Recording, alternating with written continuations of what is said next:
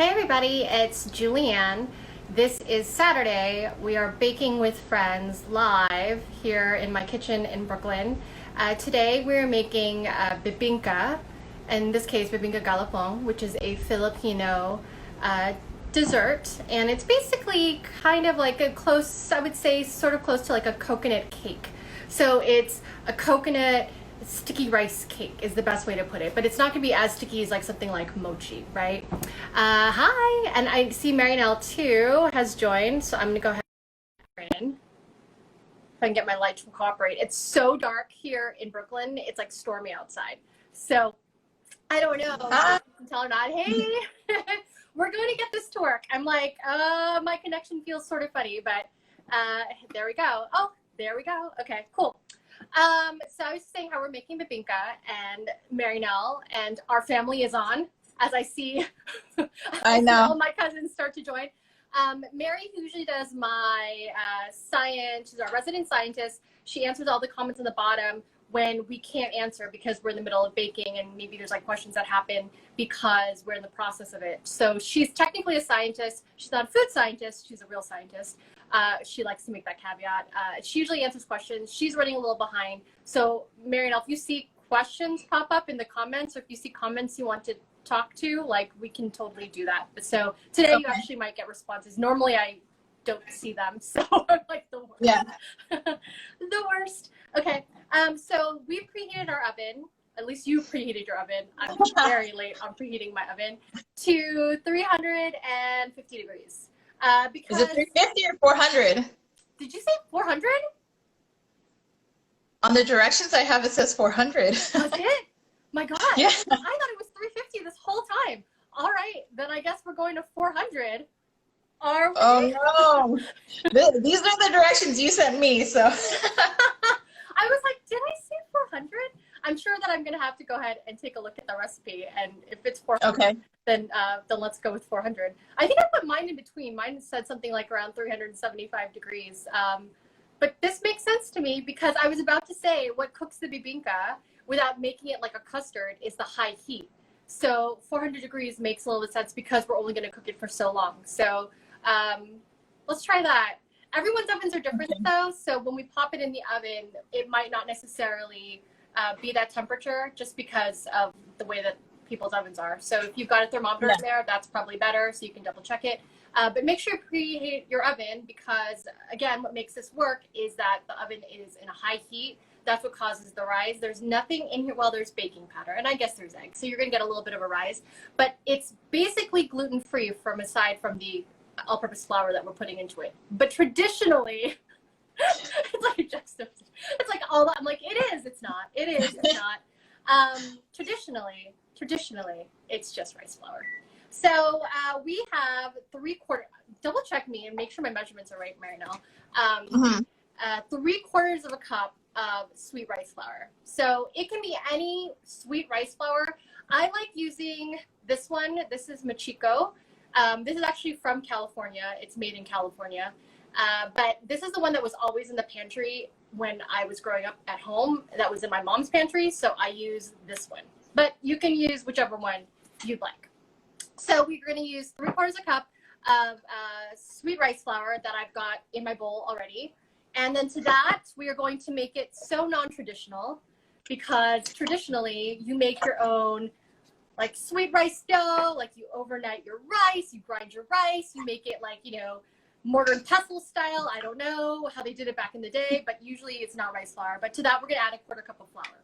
So I'm just trying to bowl actually. That might be helpful. So here's the rice flour. This is 1/4 cup of flour, and I'm just going to go ahead and dump that straight in. And we're actually going to add all the dry ingredients at this point. So I'm also going to go ahead and add in the sugar. And depending on how sweet you want it, so in the recipe, we had a whole bunch of different toppings you can put. If you're putting more sweet topping on top, like you're brushing it with sugar, you're dumping, you know, dulce de leche on top, you're using coconut jam, anything like that, I would cut back the sugar, so about 1/2 cup. If you're using less sweet things, so maybe you're putting cheese on it or you're putting eggs on it, depending on which one you are doing, then maybe err on more sugar. It's completely up to you, but you need at least 1/2 cup of sugar. So 1/2 cup of sugar, maybe 3/4 a cup if you're feeling a little sassy. But right now it's half a cup. So I'm using half a cup because I'm about to dump a whole bunch of non-traditional dulce de leche, which is melding of many cultures. That is not from the Filipino culture, but I'm putting it onto the bibingka. So I'm just going to use, this is regular cane sugar, just regular granulated sugar. And I'm going to put that directly in the bowl as well. So that's a half a cup. Okay. And then we're going to add the baking powder because this is what's going to help it rise. This is 2 1/4 teaspoons of baking powder. And we're going to go ahead and dump that in. Actually, I use my spatula because not all of my baking powder went in. And hopefully you're using baking powder that hasn't expired because this is going to get the rise from the baking powder. And then non-traditionally, you're going to go ahead and put in a 1/4 teaspoon of salt, which is this right here, just to kind of balance out the sweetness. And then I'm just going to go ahead and give it a quick mix with my whisk, just to go ahead and make sure everything's incorporated.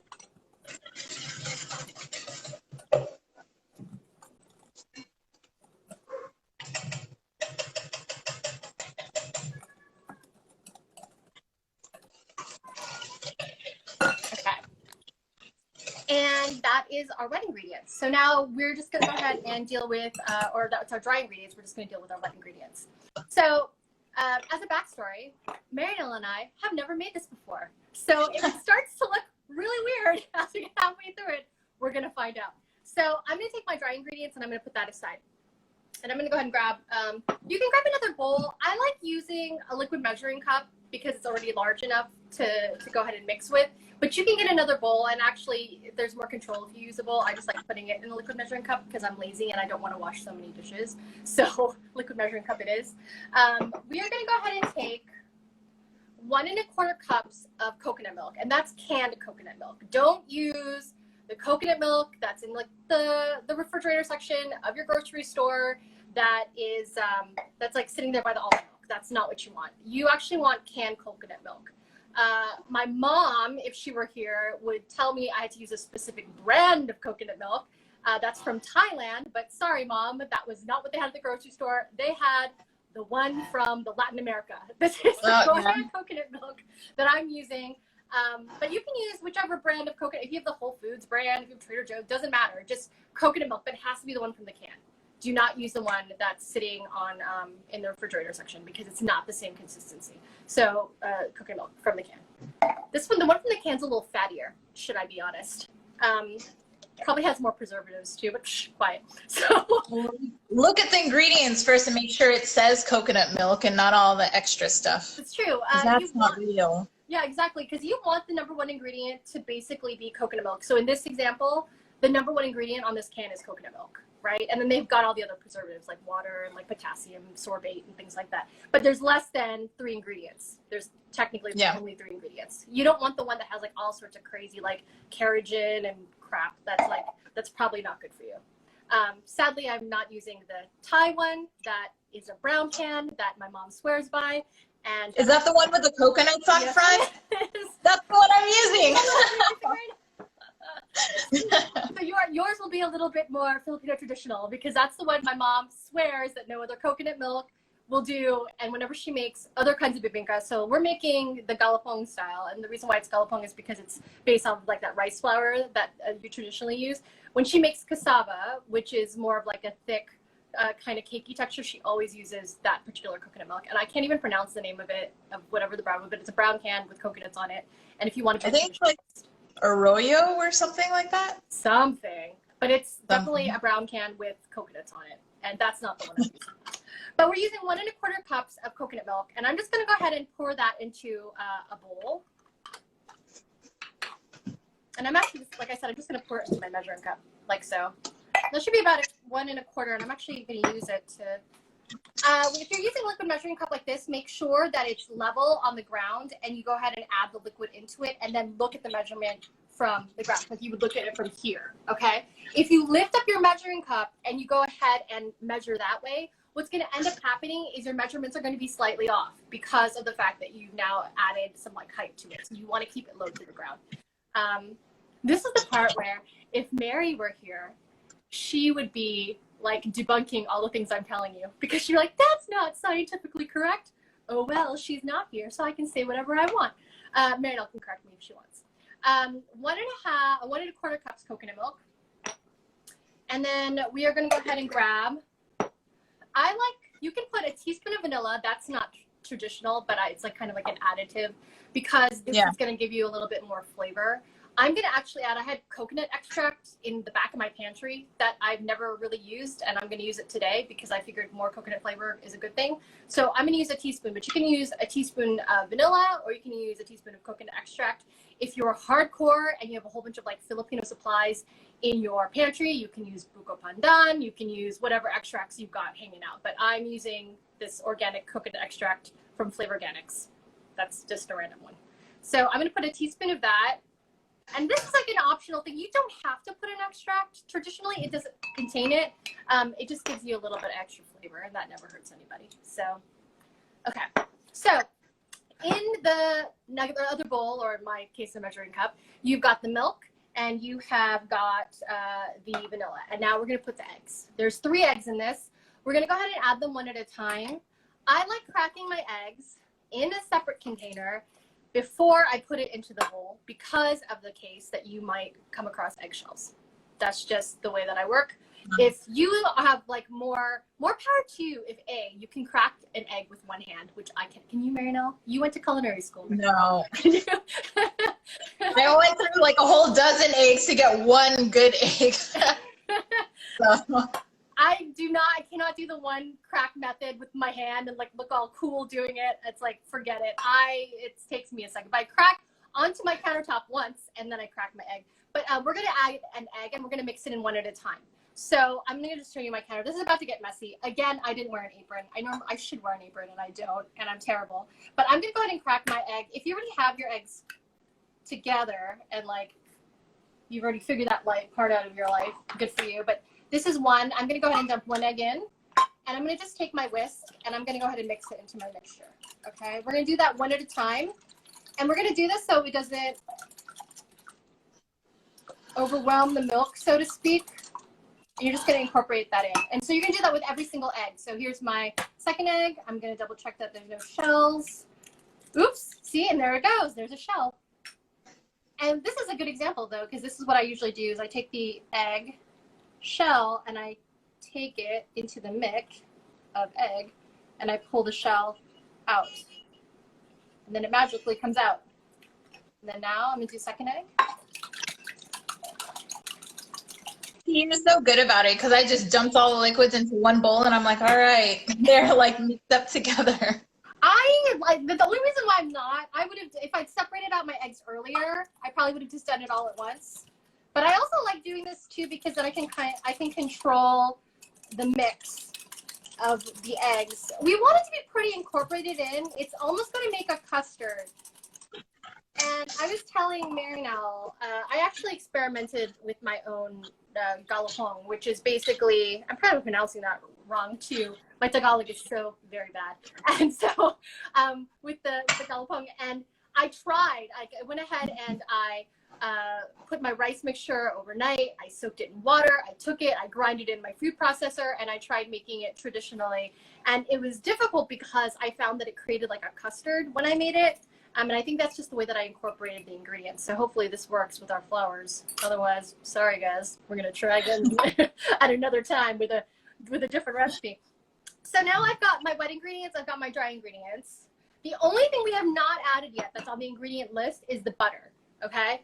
Now, the recipe calls for about 5 tablespoons of butter, and that's actually melted and it's divided. So you're gonna use 4 tablespoons of butter in the recipe, and then you're gonna go ahead and use 1 tablespoon of butter. If you're not putting any toppings on it, when the bibingkas come out of the oven, you brush it with the melted butter, the extra tablespoon of melted butter, and you sprinkle sugar on it.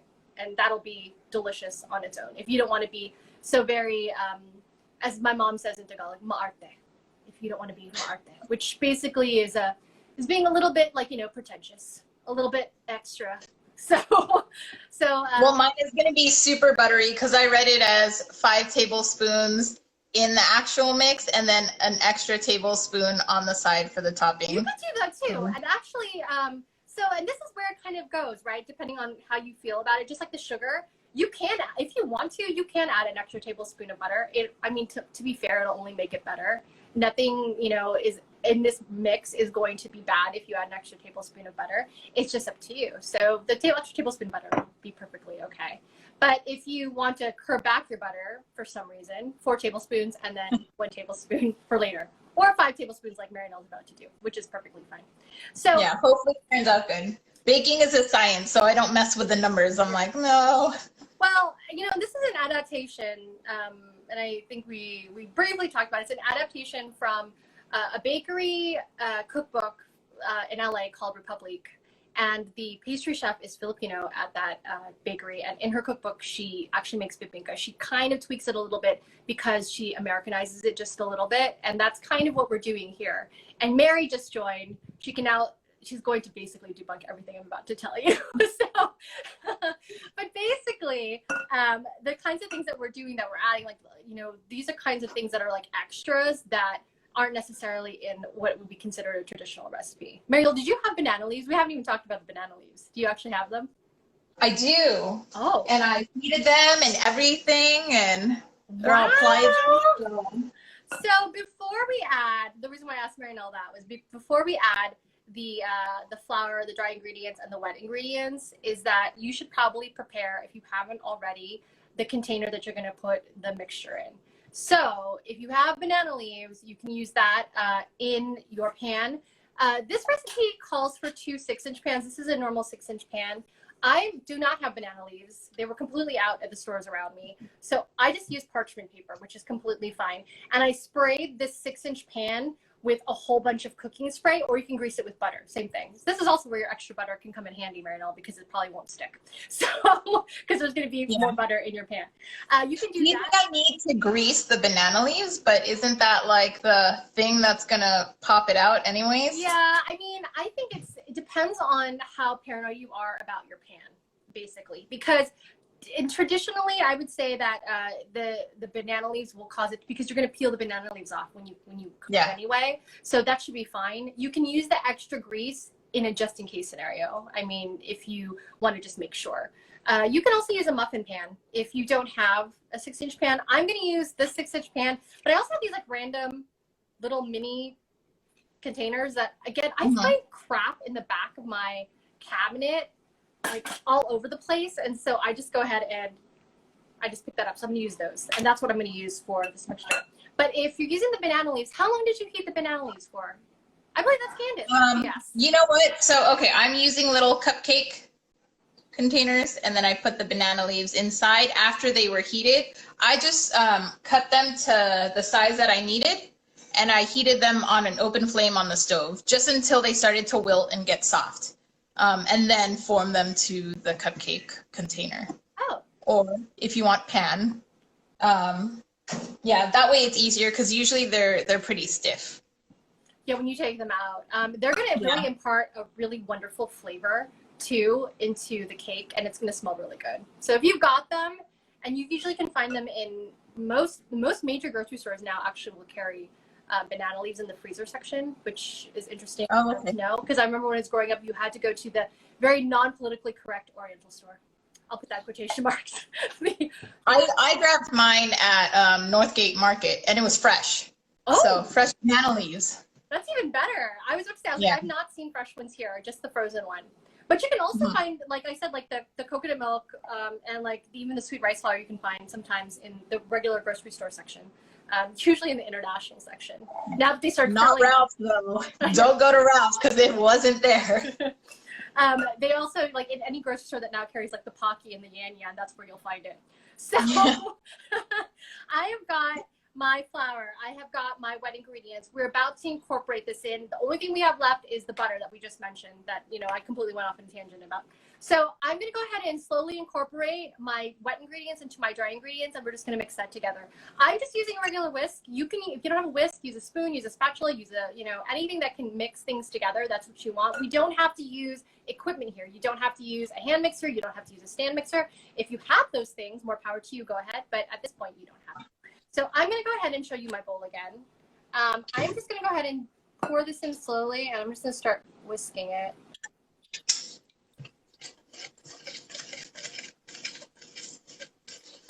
until it's all there. And then you just want to make sure that it's incorporated. And see, I'm going to pull up from the bottom because I feel like sometimes the flour stays at the bottom. And I'm just going to go ahead and mix that. The batter is actually looking, so I mean, it should feel like a cake batter, right? It's like a little wet. Yeah. Almost like pancake batter. Yeah, it's almost like, yeah, like a pancake batter. And then to this, it's pretty mixed. It's not like I haven't completely overmixed this, just until you don't see any flour, okay, into your batter. I'm going to take my melted butter, and that's going to be the last thing I add into this. And I'm just going to go ahead and dump this is 4 tablespoons of melted butter. You can put up to 5. And then I'm just going to go ahead and mix that in, like so. And it looks like pancake batter, basically. And now, this is the part where it's your choose your own adventure of your pans, right? I'm going to go ahead and take my 6-inch pan right now, and I'm going to go ahead and stick some batter in that, and then I'm going to pour the remainder out into the rest of my containers. If you are using toppings here that are sweet, so for example, I am going to use a dulce de leche that I made out of sweetened condensed milk. I stuck it in my slow cooker overnight in this mason jar. I opened the can, stuck it in the mason jar, submerged it in water, and overnight it becomes dulce de leche. It's like a slow heat cook. I'm going to go ahead and put a little bit of that. This is non-traditional. You do not find dulce de leche on Bibingka normally, right? That is so not Filipino. My mom's probably going to be like, what are you doing? You've just steered. Your mom's cringing right now. She is. She's just like, what have I taught you? I've taught you nothing. So I'm going to, on one of them, Mom, if you're watching, on one of them, I'm going to go ahead and put just a little bit of dulce de leche on top of the cake.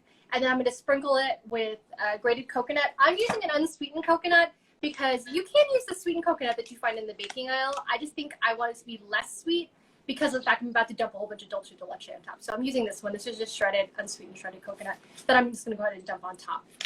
If you're using other toppings like grated cheese or eggs, do not put it on now. Halfway through baking, we're going to go ahead and take it out of the oven. You're going to go ahead and put your cheese and your egg on top and then put it back to bake. Because if you put it in too early, it's going to over bake everything and your cheese will burn. So just don't do that. And you can put either. You can either put the egg or you can put the cheese or you can put both. If you put both, I almost want to say that it creates it almost like a especial. So try those. So I'm going to go ahead and pour my batter into, you can watch into my bowl. I'm going to do half of it in this, like a regular cake, and then the rest of it I'm going to go ahead and put into these small little containers, like so. That I've stuck on a baking tin. You want to put everything about 2/3 of the way full. Don't fill it, it's going to rise. Remember, we just put baking powder and we just put eggs in this, and that means this is going to rise. So do not overfill your pans. I'm going to go ahead and get that. This one actually probably needs a little bit more.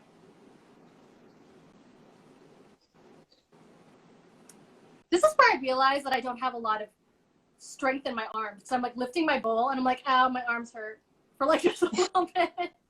I've only just been lifting it for a little bit. Okay.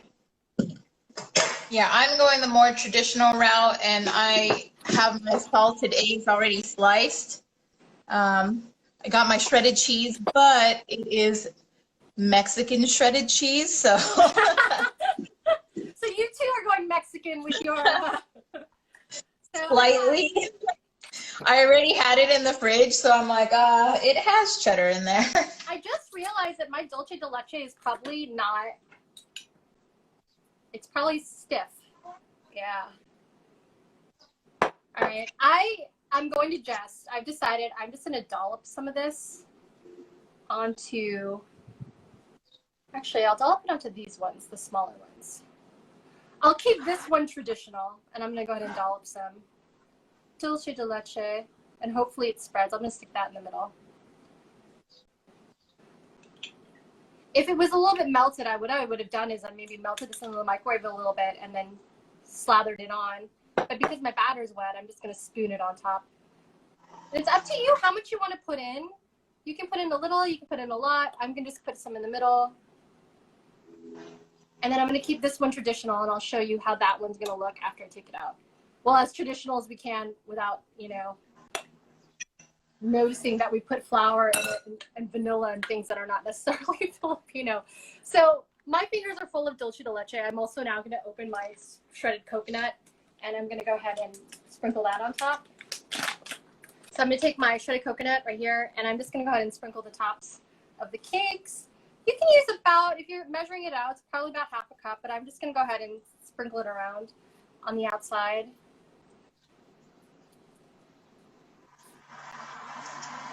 I just realized I dumped a whole bunch of dulce de leche right there. Okay. I got too excited and I overfilled my cupcake containers, so I'm like trying to spread it out. Right now I'm like, oh, I wonder. Okay. I think it's good enough. Just on top. It's up to you. And this is where it says, like, you can use up to half a cup, or you can just go ahead and I'm doing this by hand, and I'm just eyeballing it based on, like, what you want to do. I'm just covering, and I'm just going to go like that. And these Bibingka Galapong, or our cheater Galapong, as it would be, I'm going to go ahead and stick that in my oven. And I'm going to put that in now. We're going to go ahead and check it in about 18 minutes. So I'm going to go ahead and stick that oven. And I just realized, I left a cast iron in my oven to, so I'm like, I opened it and I'm like, there's no room in my oven. Why is there no room in my oven? No, JulieAnn knows. Cast iron.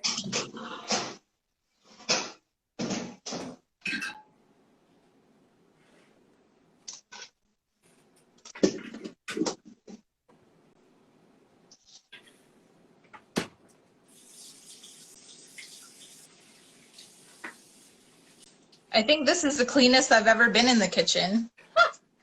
Everything's so like nicely neat, and this is the moment where I'm just like, okay, now I can put things in bowls and things like that. And now I've got some extra dulce de leche that I'm going to use later on, eventually. If you are like, we can tap extra toppings now. So Merinelle's going to go ahead and do it the traditional way. She is going to grate cheese, or she's using her grated cheese and sliced eggs. I am using non-traditional dulce de leche and coconut. If that comes out of the oven, what you want to do, if you want it to be a little bit more traditional, you can brush it with melted butter, about a tablespoon of melted butter, all over, and then sprinkle that with coconut. So either which way, you're sorted with toppings. And it shouldn't be very sweet, but everything is going to smell really good, hopefully, in the next few minutes. I didn't turn on my timer. Did you turn on your timer? Oh my God, I did it! That's like baking 101. Crap. So when we started, I'm like having the worst. Like, I did not even preheat my oven earlier. Once again, JulieAnn forgot to preheat her oven. But, as worst comes to worst, it's fine. And Mary, actually, while you're on here, can you double check to see what the temperature was on the recipe that I posted on Instagram? Because Merinelle says it's 400. And I was like, I swear it was 350. It's probably 400 because she's better than I at this memory game. So hopefully your oven's around 400 degrees. And actually, I'm going to take mine out right now. And sorry, you guys can't see what I'm doing. I don't have like a fancy little holder for my phone. Okay, so this is super Filipino. My phone is being, it's propped up on some manit. A box of manit. For you guys who don't know what that is, it's nuts. It's Filipino nuts. It's being propped up on a box of Filipino nuts. So that's actually, I don't even have that in my house right now at all. Although I did have, it's 400 degrees. Thank you, Mary. 400 degrees. That would actually explain then, guys. So I was telling you that earlier, I went ahead and I tried making Bibingka Galapong out of actual Galapong, and I can show you what the Galapong looks like. So it's basically overnighting your rice in water, soaking it in water, then taking everything that when you soaking liquid and the rice, and you put it in your food processor or blender, and you mix it all up, so it becomes like short grains of rice, and it looks like a slurry. It looks like this. It looks like kind of like like oatmeal. It looks like this. And yesterday, I attempted to make Bibingka with this because I wanted to see if I could try to do it with this, and I baked it at 350. So that could be why. Why it turned all flawney? Why, when I took it out of my oven, the bottom was cake and the top, and I sent a photo to Merinelle, the top was like kind of like leche flan. It was like custard on top, which was delicious, but so wrong. Like it was so wrong, and I was trying to eat it, and I was like, the taste was right, but the texture was all off. So I said today I wasn't going to try to be extra. I was going to make it with the flour, just like the recipe says. And that's what we went with. Because it's traditionally, you know, my mom used to say that, actually our grandma, I was going to say grandma, our grandma Merinelle, because we are related. She's my cousin, for those who don't know. Our grandma used to make this, and she used to grind the rice by hand. And so my mom was telling me this, like, you know, oh, you know, you actually use real rice that you grind and you do it overnight. And she was telling me all these like details. So I was like, okay, I'm going to go ahead and try to be traditionalist about it. And I failed so bad. And now I know why, because I didn't heat the oven. But I have some extra. So maybe I'll take this extra and attempt to make, I have extra coconut milk too. Maybe I'll try to make that later on. Try again. So I'm going to keep this in the fridge though, because it's fermenting, because it's overnight. Like, so I don't want it to like get sour. Although I think the traditional way, the sour way, is also very traditional. So yeah, like the different bibinkas. I remember when we were growing up, the one that I remember the most is the sticky rice one, which was made with like brown sugar, and it's the one that's called malingkit, which is basically the sticky rice that grandma used to make, and it was always at parties, and that's what I remember eating. And even not even with our family, on my dad's side of the family. My aunts, that's the bibinka they would make. The cake one, I never really saw. I only saw that, you know, when we like went to the Philippines, or if you go other places and like, you know, or like in the Filipino bakery, and then suddenly you see that, and that's not what I grew up eating at all. And I think that's just like a regional thing maybe, or it's just like the way that people like made things. So depending on what you want to make. I'm used to the cake one, and maybe that's just because we bought it from the bakery. Maybe that's why, yeah. Well, because also, Merinelle, I feel like, you know, you grew up at a time when there wasn't just Oriental stores. Which I'm sure anybody that's old enough to remember out there, the Oriental store that you would have to go to was like a, you know, free-for-all Oriental store, because you couldn't find normal, like, you know, groceries like that at, you know, regular stores. So you had to drive out of your way, find the Oriental store in your area, and that's where you would get all your things. There was no Ranch 99. There was no, like, you know, different, like, specialty, huge supermarkets that are just, like, in the everyday city now. Like, you can go and, like, drive into the city, and then, you know, they're just there, you know, which I think is great, because now you can find all these ingredients that were very hard to find before. And, you know, before you'd have to, like, make substitutes, or you would have to, like, you know, special occasion type stuff. But like the Filipino desserts are like really basic. I feel like if you stare at like a lot of the desserts, it's mostly made with like sweet rice flour. I feel like this is an Asian kind of carryover, and coconut milk. Like most desserts, coconut milk, you know, and rice flour. And then you can usually, like, there's like the steamed desserts, there's this dessert, and they're all very, the best way, like, I feel like Asian desserts tend to not be as sweet as the American counterparts. Like, you know, it doesn't feel like you're about to lose a tooth when you eat them. Well, I think because we like that sweet and salty combination, so that's probably why. That's probably what it is. I agree, I think, because I've never eaten a Filipino dessert and gone, whoa, that's way too sweet. It's always just been just right, about just right. So they're such an interesting texture though, because so I was showing everyone the mochiko, which is the sweet rice flour. This is the stuff that they make mochi with, you know? So it's like that Japanese, there's also like a cake, like the Hawaiian butter mochi cake, that you can go ahead and make this with as well. And you can incorporate it, like this was like gluten-free before it was trendy to be gluten-free. Like we were already using it. Merinelle and I cheated. We put some flour in this because we're trying to make it a little bit more cake-like. So that would not be traditional. That's not traditional at all. You would just you could, and actually while we're baking this, you could have used just all sweet rice flour, not even used regular flour. But we're using it as a crutch. In this case, we're using it as a crutch because it's gonna help bake. Because here, the way that we're making it, and like adding all these extras, I've slightly Americanized it just a little bit. Just a little bit. But in about 10 minutes, if my timer is right, we're gonna go ahead and take it out of the oven. American dessert is always too sweet. It is. Even so, for those who know, whenever you go to Filipino parties, they always have mocha cake, which I despise. That's a hot take. But it's so good. I know. It's so good. Everyone's gonna start typing in. They're like, "What kind of Asian American are you? You don't like mocha cake." So growing up, I remember we would have mocha cake at every single party. Like you could not escape the mocha cake. It's someone's birthday. It's someone's anniversary. It's someone's retirement party. Whatever. There's a mocha cake. And I just remember growing up and like at my birthday going, "Can I just not have a mocha cake? Could I have a chocolate cake? Could I have like because all your like school friends had like funfetti cake." I didn't even know what a funfetti They're cake like, was. what about an ube cake or mango? I know. I didn't even get that option, Merinelle. I don't even like those though. People love it, and I'm like, I don't like it. Like my sister, I know my sister right now is watching, and she like loves that stuff, and I'm like, I'd rather have mocha cake. You would get that fruit cake, right? The one with the whipped cream. It was like a white cake with whipped cream, and there's like some fruits in it. Like that one. See, that's like a vanilla chiffon, so that one's really good. Yeah. The other ones are like, I don't know. I feel like the flavors are lacking. Sorry, Red Ribbon. I apologize. Well, I always felt like in mocha cake that the frosting was super sweet. That was the one thing I hated about it. Oh, okay. And I was so traumatized. And Mary, who was my college roommate, Mary will tell you because like I will tell her that mocha cake story all the time because every time we end up at like an Asian American bakery and they've got like the rolled cakes, the Swiss roll cakes. Oh, yeah. And it's like mocha and everyone's like, "Oh, so delicious." I'm like, "Gag me with a spoon. I don't want it." Because I remember just eating it all the time and I just got desensitized. It was like I wanted anything but the mocha cake. So my mom, she hears that story all the time whenever she tries to get, like she wants to buy one of those cakes. And I'm just like, "Oh, why?" And then she just tells me, she's like, "You're the picky one. Everyone else will eat it. It's just you." So apparently it's true because Merinelle enjoys them.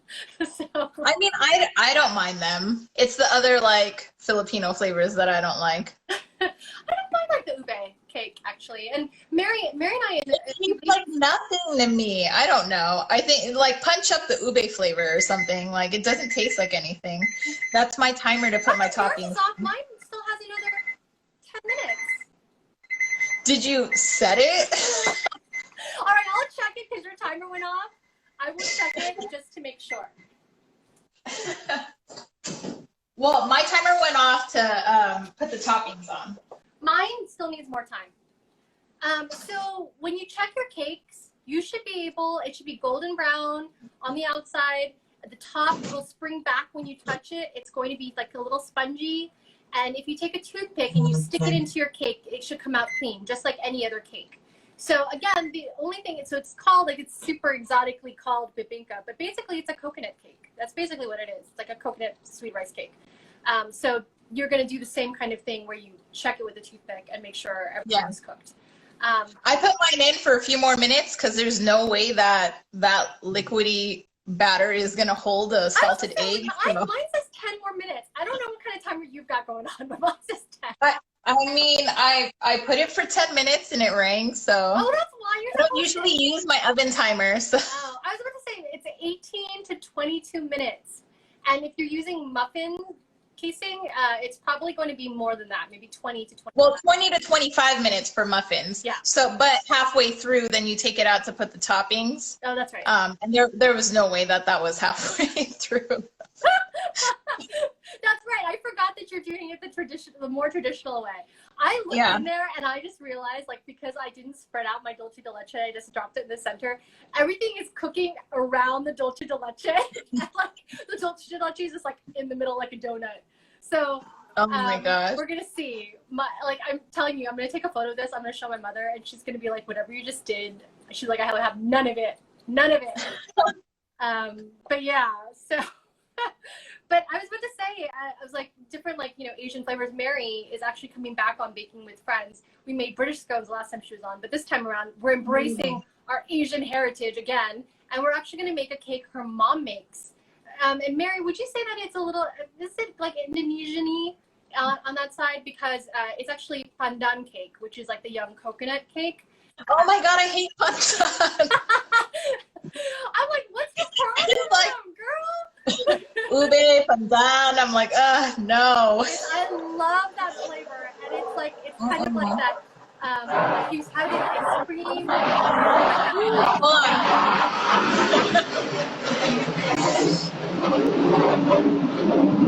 Do you hear all that?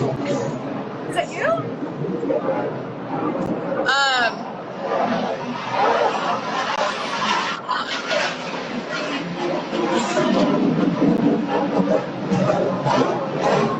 It sounds like someone is, like aliens have attacked your home and are like chatting with each other. No, well, I live near the Long Beach airport, and they're like testing fighter jets and stuff right now. Oh wow! Which kind of scares me. I'm like, what do you know that we don't know? Wow! Why are you testing fighter jets? That's kind of crazy. So it's been going since yesterday, and they're super loud. I've been hearing a lot of fireworks. I was having this conversation with other folks. Like everyone apparently, since the pandemic, kind of happened, and like they're finally able to like leave their homes, have decided that it's the 4th of July every day, and have just been setting off fireworks like every night for like the past 3 weeks. So you would think that, and I was having this conversation with somebody. If they decided to invest in it a little bit and make it like Disney's Spectacular, and like there was a whole bunch of like rhyme or reason to it, then it would probably be better. But it just goes off whenever, and it's like sporadic because I think it's just like a whole bunch of different people who have it. So, but that it's like that over here. That fighter jet sounded like a vacuum, and then it sounded like a garbage disposal, and then it sounded like someone had been possessed in your house and was like trying to chat with you, like an alien of some sort. No, oh my gosh. Okay. No, they've been going off since yesterday. And then the fireworks, I mean, that's just like normal around here. And then you see on like next door, I don't know if you have next door, but everyone's like, oh my God, was that a gunshot? And it's like, no, it's fireworks. Relax. This is no privileged person. This is not what real gunshots sound like. But like the average person, you probably are just like, what the heck? Like it almost sounds like a car backfiring a little bit. But that's what gunshots apparently sound like as well. So yeah, But if you, I don't know what gunshots sound like. So, but then you hear that crackle in the end from the fireworks, so you know. Oh, because of at the end. Yeah. Or you can see them because some of them are actually large enough that it goes off in the background and you can actually see the lights happening. Because people have gotten some really, I don't know how people are doing it. Super, well, I would assume it'd be expensive fireworks, but I guess they're cheaper because there's no huge 4th of July celebration. Because we're still in, I think people don't realize we're still in the first wave of COVID. So be safe out there, everybody. Don't think that we're out of the woods yet, Oh, there goes my timer again. You're going to add toppings to her. So Merinelle is going to add toppings to hers, and we mentioned before that you're going to go ahead and take grated cheese, or you're going to take cut up boiled eggs, and you're going to put that on top. So you're going to mix your savory and sweet into the bibingka. So I'm going to move my camera really quick. So you can show. Oh, wow. Yeah, those are looking nice. And then I'll add the toppings. So this is the point where, you're going to add the toppings, and she's going to go ahead and put it back in her oven, and she's going to bake it for a couple more minutes afterwards to do that. I, on the other hand, I put non-traditional stuff on top of mine. I put dulce de leche, and I put shredded coconut on top, and I put that before it went into the oven. So it's in the oven now, and I'm just going to go ahead and wait for it to come out. If you are going to go ahead and do the traditionalist way, I would go ahead and prep the rest of your stuff now. So actually, I have some butter that I'm going to go ahead and stick into my microwave that I'm going to melt down, about a tablespoon of butter that you're going to go ahead and take, and you're just going to go ahead and take a brush, and you're just going to brush, or if you don't have a brush, you're just going to pour it and like spoon it over onto the cake themselves as soon as they come out of the oven. And then you're going to go ahead and top that with coconut. And it can be sweetened or it can be unsweetened. So if all the coconut that you could find was like the sweetened kind in the baking section, just use that. Don't worry about it. Otherwise, usually it's fresh coconut. If you have a coconut that you just want to shred right now, like be extra. I'm like, this is the time to do all these kinds of things and try all these kinds of things. The last time I was home, this is a great random story for everybody. I'm going to bring up my mom again because since we're talking about like Filipino things, my mom had a fresh coconut in the fridge and she was super pumped about it the last time I was home. because she was like, oh my gosh, we can cut up this coconut and we can suck out the coconut water, right, from the fresh coconut. It's going to be so delicious. And then like take the pulp and like actually eat fresh coconut. And we could not cut the coconut. It was so ridiculous. You should have seen my mom and I. We had this giant knife, and every time she smacked it, I thought she was going to cut her hand off, like, honestly. Oh my God. Because back in the day, I remember Grandpa, and again, since Merinelle and I are cousins, when I say Grandpa, it's also her grandpa. So I remember when Grandpa would cut coconuts when I was little, he made himself a little stool that he put outside. He had this like nail at the end of the stool. He would stick the coconut on the nail, and that's how he would, use it to hold it steady, right? He's sitting on the little stool. He has it steady onto this nail that he's put it on, and that's how he's going to cut the coconut. He can keep it steady, because otherwise you're prone. Super smart. Yeah, you're prone to like cut your hand off, right? Why do I vaguely remember this? Not until you like brought it up. Probably it's because All right. you've seen it before. Ooh, there you go. So those are going back in the oven. All right, she's making hers especial. Sorry if I'm making everyone dizzy. So JulieAnn has made hers super sweet per normal, and Merinelle's going savory, aka the kind of stuff she could probably have for brunch, you know, or dinunch if you're gonna go halfway lunch, halfway dinner. I forgot about that dunch. Yeah, have a little merienda, as they say in Tagalog, merienda. I'm sure our parents are laughing at our accents right now. We talk about the traumas of our lives, and for real, like I was in the Philippines with my mother. I was probably about 21 when I was with my mom, and we were in the mall, and I was practicing my Tagalog, and you can tell from the way that I talk, obviously very valley sounding. You know, I grew up in California. This is the way that I talk. Now imagine that, but also trying to say things in Tagalog, but with the same tonality in my voice, without any of the, you know, the ways that you're supposed to highlight like the letters, because we don't learn any of that stuff. Like the alphabet, the way that we say the alphabet is completely different. So my mom lets me, or she's letting me practice, right? So she lets me order something at this restaurant, like that we're at, like the mall, whatever, like fast food restaurant, we're at the mall. And as soon as I say what I want, so I basically, and I'm not going to say it now because I know that as soon as I say it, and Sarah was probably listening here, she's like, that's not how you say it, Julie. Yes, you're right. So I said it, and my mom started laughing, and she said, say it again, say it again. And I said, okay, sure, I said it again, and she could not stop laughing. And I said, Mom, that's how you say it. How do you say it? So she said it, and it was exactly what I said, but because I didn't have like all the accents, she was like, oh my gosh, that was the funniest thing. And her, and like, you know, and of course, blessed be the lady who was working on the counter who did not laugh at me, but my mother, who stood right next to me and laughed at me. And so they're so vicious. Filipino mothers are vicious. That's why. And this is why I don't speak Tagalog, because when I was younger, I used to watch like all the Filipino movies and stuff like that, and that's how I understand it. Well, I would say like 80% of it, right? And so I wanted to learn, and so I would try and talk to my parents in Tagalog, and they would laugh at my accent. So I'm like, forget it. I'm done. I'm not going to do it anymore. Well, because I guess it just, you know, I mean, we don't grow up speaking it. So yeah. We have our American accent. It wasn't fun. I know, so it's just like, you know, because exactly like, because you don't learn like the alphabet the way that like they learn it, and like, you know, there's like different, exactly like there's different like accents where you say certain letters, and we don't think about it that way, right? Because you learned English, so you pronounce things just like in any other language. I mean, goodness help us when JulieAnn tries to speak Spanish.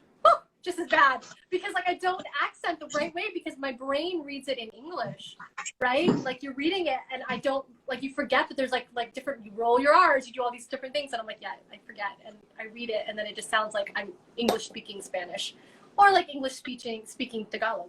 So my timer went off finally. Oh, okay. So I'm gonna go and check mine.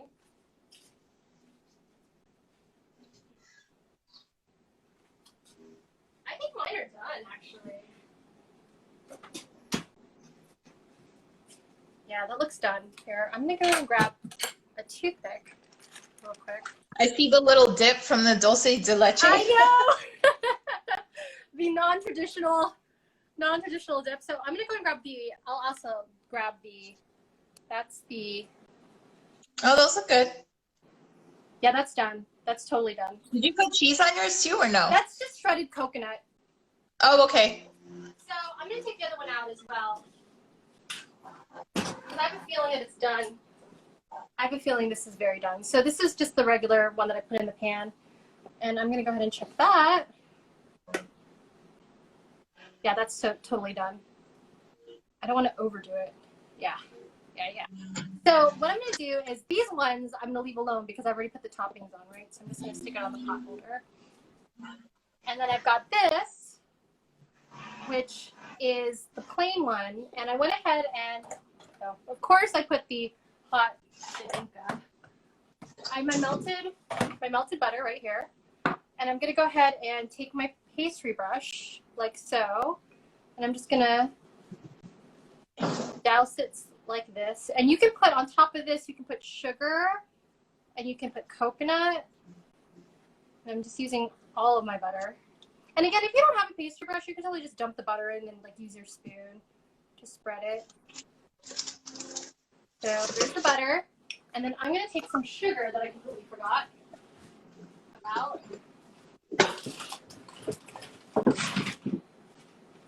To go deep in my cabinet and grab some sugar. And take some sugar, and I'm just going to sprinkle some on top.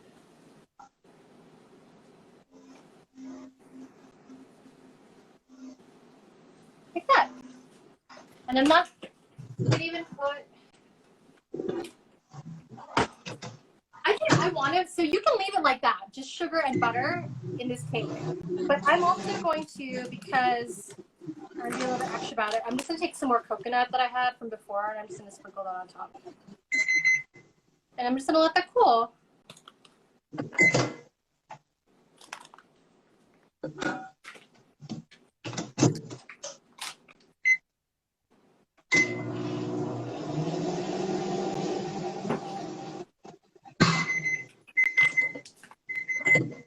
Now, the only thing to do is to decide if it actually takes what it's supposed to.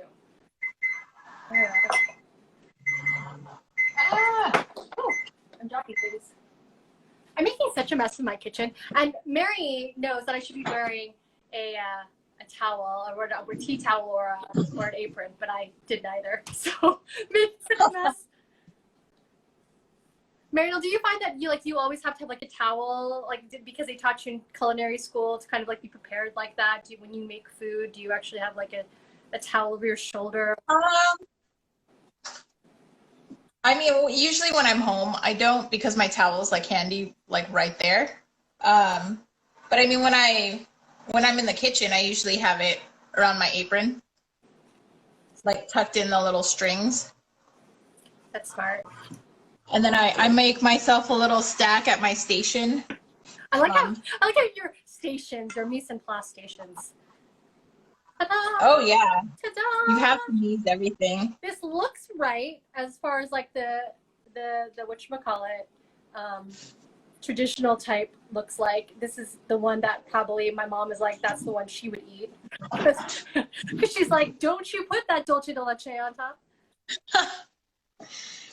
I'm putting mine back in the oven for a few more minutes. It's still a little sticky. So I'm really psyched about it. So the one that I put the dulce de leche in the middle, it's like a little dulce de leche surprise.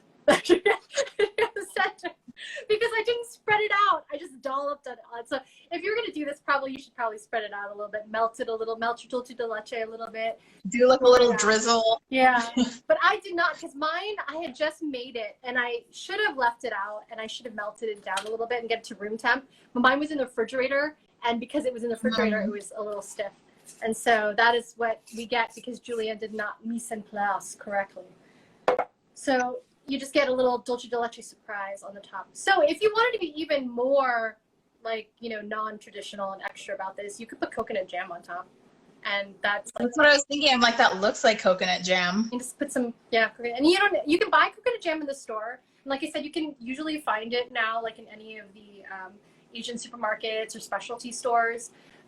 Or you can make your own just by putting coconut milk on the stove top with some sugar and immediately like put it on like medium low heat and let it sit for like 30 or 35 minutes, just like you're making jam with like regular fruit, 30-35 minutes, and it's gonna render down, and you've got coconut jam. And then that stuff is so sweet though. Talking about sweet stuff. Yeah. I used to eat it by like the spoonful when I was a kid. Oh my god. Girl, now that I think about it, I'm like, ugh. You like I was about to say, like you just take a little bit, drizzle it, like do like the kind of artistic drizzling on top. So I think we're done. Is yours done right now? Still has to go a little bit. It probably has like a minute. Okay, cool. Coconut dulce de leche. Ooh, how would you make a coconut dulce de leche, Mary? Are you thinking like a coconut milk dulce de leche? Oh, I see what you're trying to do. Okay, I can see that. That would be good too. We will see. So we are going to try to keep this to an hour and hope that Instagram Live doesn't cut us off. We usually get 1 hour for chatting because Instagram is like, why are you still talking? When this whole like live experience is happening, you should only do this in an hour. So I'm thinking though that Merinelle's is done and we were going to finish on time. It just came out the oven. Is it too much if I butter it and sugar it too? No, never. That looks great. Well, guys, there you go. That is Bibingka Galapong. Traditional, non-traditional. Which I'm still so confused about the Galapong. I know, I too was just like, I don't understand. This is why, like, because we don't know like traditional. I don't even know if it is a translation for something else, but that's basically, it refers to, like I said, the rice, watered, grinded down dough that they use in place of the flour. So now that I know that your oven was supposed to be at 400, maybe I'll try it again. That was a really bad fail on my part. I'm like, what are you talking about? 350. That's how my brain works. 400 degrees. So I'm going to go let this cool down, and then I'm going to cut into it, and I'm going to try it, and hopefully it's delicious, and we can tell everyone that we actually made a Filipino dish. Yay! Here you go. All right, cool. Someone wants to say hi? Oh, hi. He's like, what's up? He was like, what are you cooking? That smells good. Good. He's going to have some. All right, cool. It's my little baking helper right here. He's always like, can we make a cake, Mom? And I'm like, oh, not right now. You're like, I just made one. I think you put lots of sugar in there. I put lots of sugar. Hi, Abigail. So before Instagram cuts off, thank you, Merinelle, and thank you, Mary, per usual, for commenting and making sure everyone understands what's happening while we chit-chat. And stay safe, everyone, and we will see you again, hopefully, next Saturday. And thanks for joining us in baking, and have a good day. Thank you. Bye. Have a good day. Thanks for having me. Such All a right, cutie. bye. Don't, make her make cake. Make more cake. Okay. That's the last thing we need. Mommy. All right. See you later. Bye. Bye, everyone. Bye. Bye.